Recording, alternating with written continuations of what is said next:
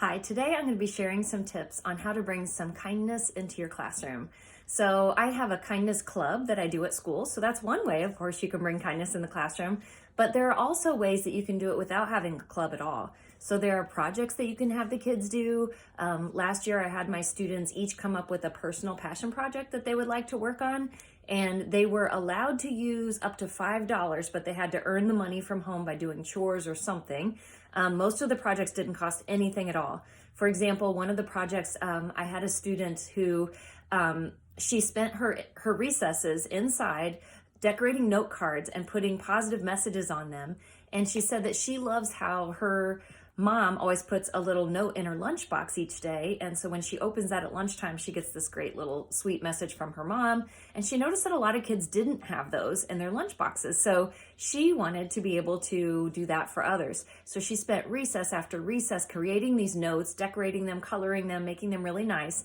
And she then went with me to different students' lockers. We did all of third grade in one day, and the next day we did all of fourth grade, and the next day we did all of fifth grade. And we went through the lockers, and if there was a lunch bag in there or a lunch box, then we put one of her notes inside as a surprise. So at lunch that day, they were able to open it and have a positive note from someone telling them to have a nice day. So that was a really sweet one that I remember. There were other kids that did things for the animal shelter, just various projects that they did that they got to do of their own choosing and were really meaningful. Another thing that I do in my classroom is the kids, we take one student a day and we write about that student. And so while that student's being written about, they're decorating an envelope that all of these positive messages are going to be put into. And so once we've been through the entire class and every student has had every other student write about them, then we have a reveal day where they get to actually open up those envelopes and see all of the positive things that the students in their classroom have said about them. And it's just such a wonderful time to see their faces light up with all of the messages from the kids in their class. Some of the kids they know really well, and some of them they might not have spoken to very much.